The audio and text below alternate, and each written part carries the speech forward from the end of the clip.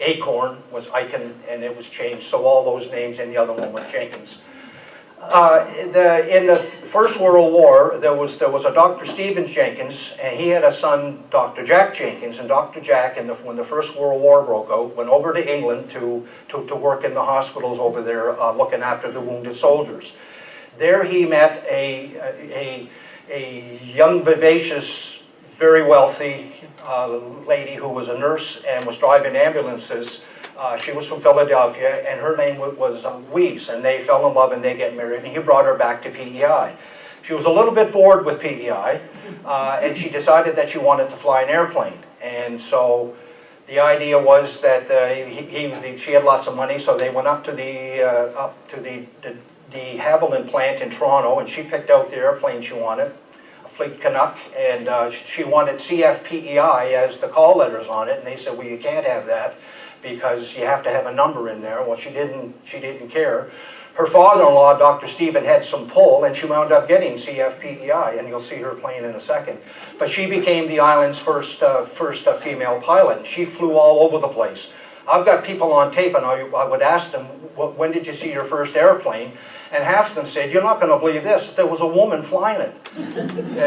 Even back then it was unusual, but she flew all the time, and she was absolutely fearless, and she still holds speed records for that type of airplane between Montreal and Charlottetown. So her and her husband built what was known as Upton Farm, right at the top of the hill out by the West Royalty Industrial Park. In fact, where everybody walks their dogs, you can still see the remnants of 2 runways there. And that was the hangar. It just fell in about 3 years ago. Sadly, it should have been saved. It was the first hangar on PEI, but anyway, it wasn't saved. It fell in. And it became known as Upton Airport. And there were flights coming in from Montreal, St. John, Moncton, and Halifax all the time. Now, this is a plane being loaded up. You can see there's mail and stuff going in, and it's on its way to the Maggies, because they also flew to the Maggies as well. And they would bring back patients and things like that, anyone needing to go to a hospital.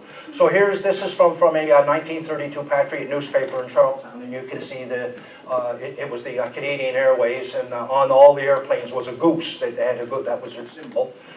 And here's just a few of the pilots out there. The fellow with the star over, his name was Junior Jones, and he was from Moncton originally. He was a pilot in the First World War, and he came back and he did what they call barnstorming, and he would go around and land in a farmer's field, and he would take you up for what they called a flip, and it would cost you $5, and you go up for 10 minutes and fly around, and it was very exciting back in the 1920s and 30s to do something like that.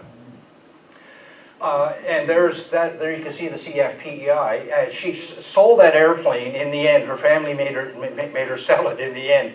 Her daughters were pretty embarrassed having this mother who was all gallivanting around in an airplane all the time. So she sold the airplane to a priest at St. Yves, who, by coincidence, his name was Father McGilvery as well, and he picked her up years later when she was an older woman, and the two of them flew it to Ottawa, and that plane is now hanging in the air in the Canadian Aviation Museum in Ottawa at the airport.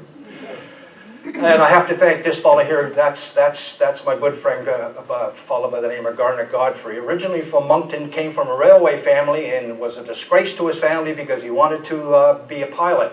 There he is firing up a biplane.